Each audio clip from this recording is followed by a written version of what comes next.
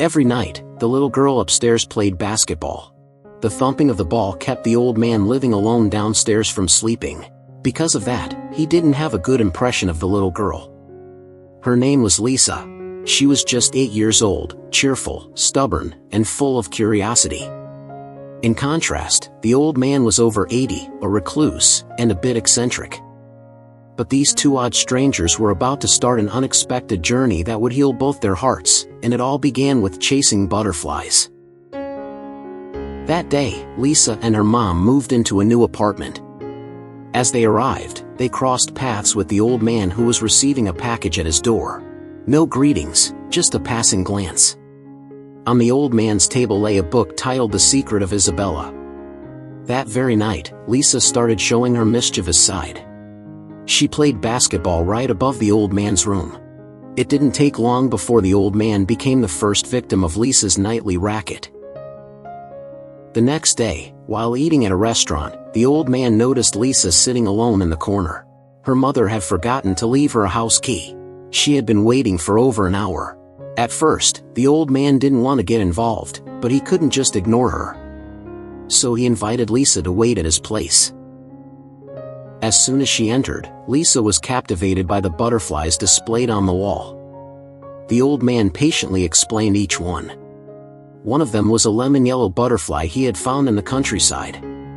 Lisa admitted she had never been to the countryside and didn't even know how butterflies were born. The old man explained the process, from caterpillar to cocoon to butterfly. But Lisa innocently asked, "What brand is your butterfly?" The question made the old man chuckle and shake his head. It turned out he was a butterfly collector. His entire home was filled with carefully preserved butterflies. While exploring, Lisa found a small door with golden light peeking through its edges. She tried to open it, but the old man stopped her immediately, saying that room was off limits. But the more forbidden something is, the more curious a child gets. When the old man left the house, Lisa secretly opened the door. Behind it was a magical world straight out of a fairy tale, filled with flowers, beautiful plants, and butterflies fluttering in the air. As she wandered around, some of the butterflies escaped. When the old man returned and saw the door open, he was furious. He dragged Lisa out and even threw her out with her school bag. That night, the sound of Lisa's basketball seemed louder than ever. The next day, her mom forgot to pick her up again. It wasn't until late at night that she called to apologize. Lisa walked home feeling gloomy. As she passed the old man's door, she overheard him talking to a friend about going to the mountains to find a rare butterfly called Isabella. If they left tomorrow, they might catch it in bloom. Early the next morning, the old man set off. But that night, when he opened his car trunk, he found Lisa sneaking out. She had hidden inside since morning. The old man panicked and tried to return her, but Lisa quickly told people on the street, "My mom doesn't have a phone, I don't have a dad, and I have no family." A passerby exclaimed, "Poor child, good thing she has a grandpa like you." Lisa immediately hugged the old man and said, "Grandpa, I'm hungry." He had no choice but to give in.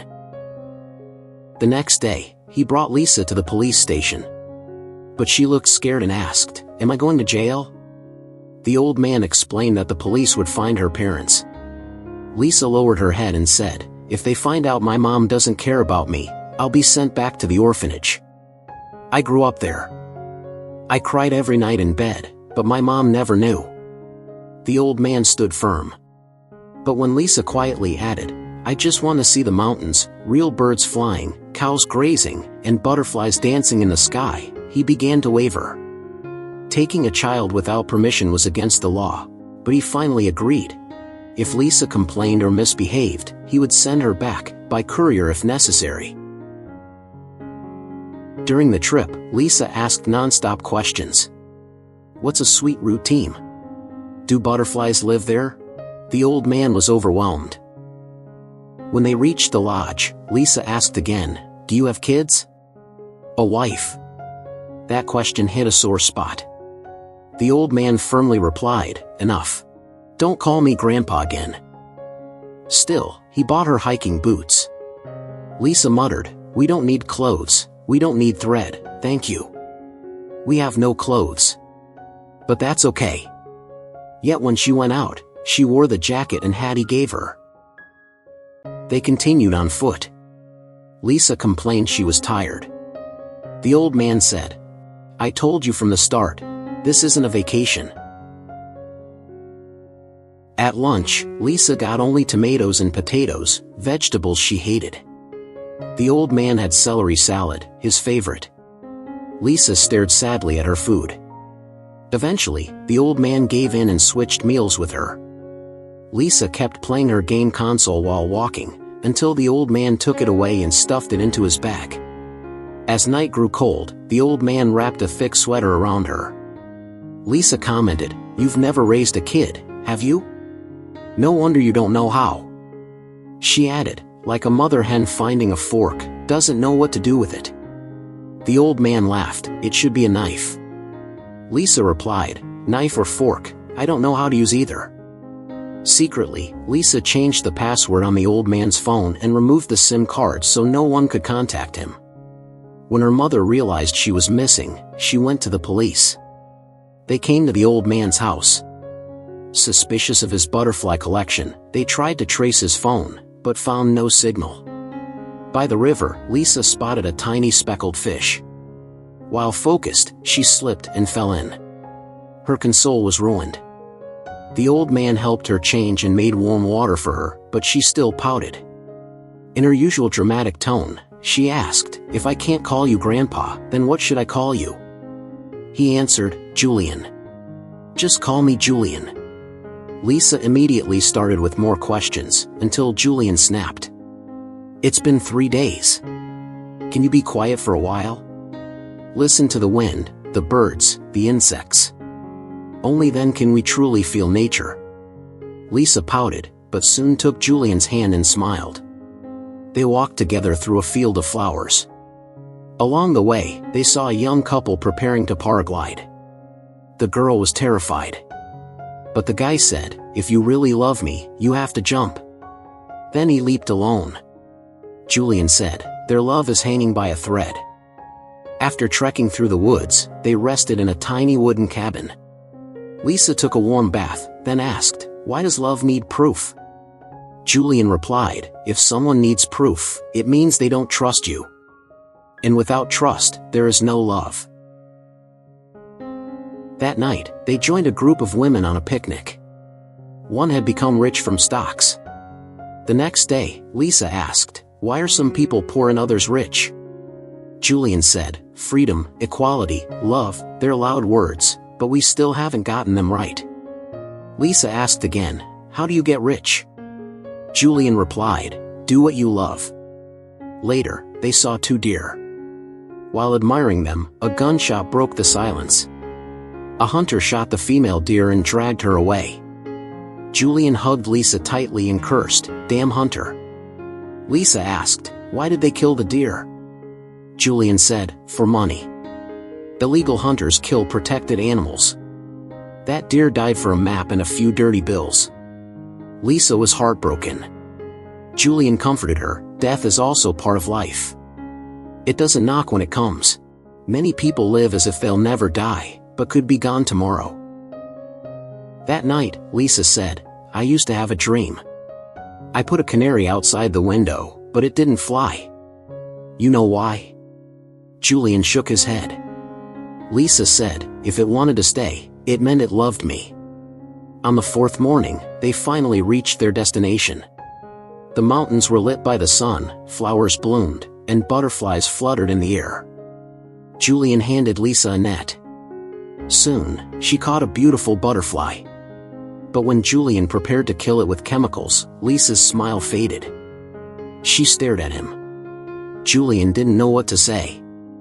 Lisa was upset, refused to go any farther, and wanted to go home. Julian grew angry too.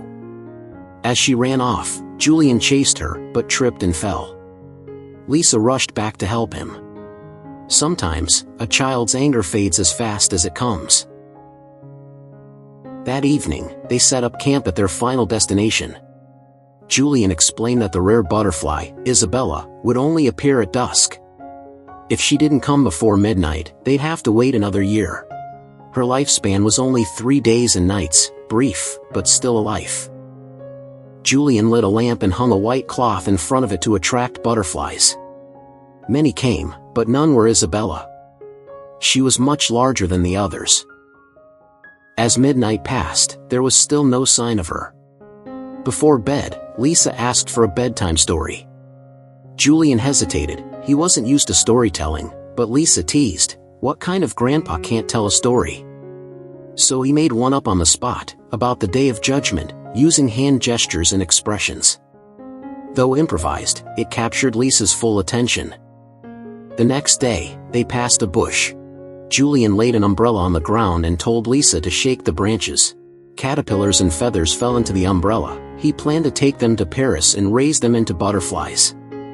He imagined showing them the Eiffel Tower as they grew. "The frost will melt, and the caterpillars will become butterflies," he said. Soon after, a thick fog rose in the mountains, thunder rumbled, and rain poured down.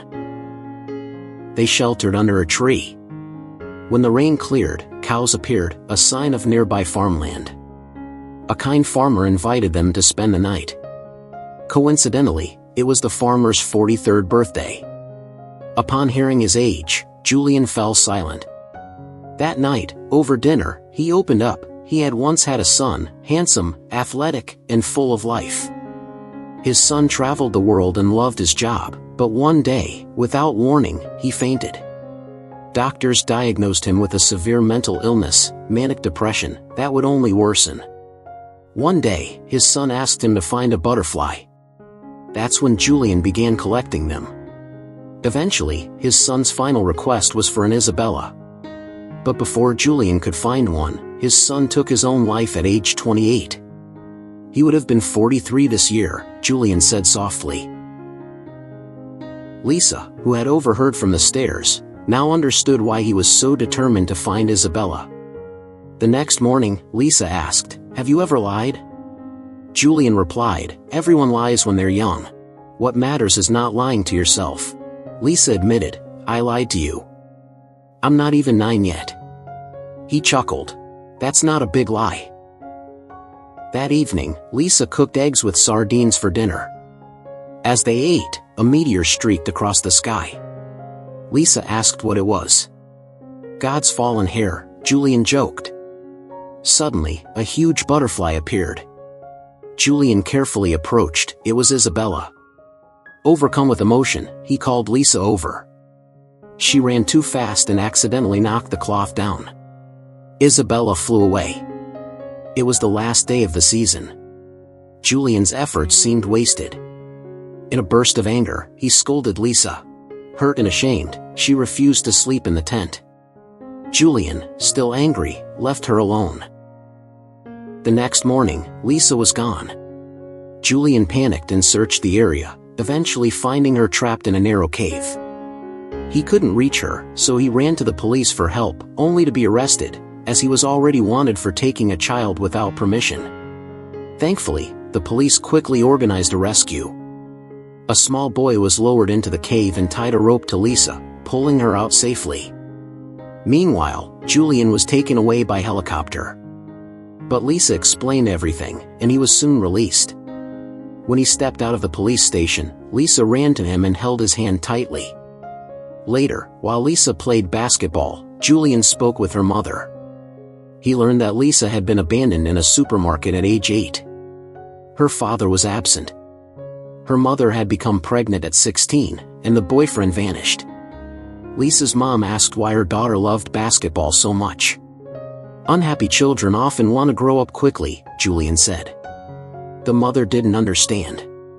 He continued, "A parent's job isn't just to feed and clothe a child. Kids need hugs and to hear 'I love you.' It's a simple phrase. I wish I'd told my son, but I never had the chance." Hearing this, the mother walked over to Lisa and whispered, "I love you." She kissed her daughter, and they hugged. Not long after, a butterfly chrysalis sent by a friend finally hatched. Julian invited Lisa to witness it. As the butterfly emerged, he noticed the box label, 6-day butterflies, 1-night butterfly. His heart raced. The night butterfly was Isabella. The butterfly climbed onto a nearby branch, stretched her delicate wings, and revealed her true beauty. Julian gently placed her in Lisa's hands. On the rooftop, she opened her palms, and Isabella took flight. Lisa asked, "Where is she flying to?" Julian smiled and said, "To someone who's been waiting for her for a long time." Lisa leaned in and whispered softly, "My mom's name is Isabella."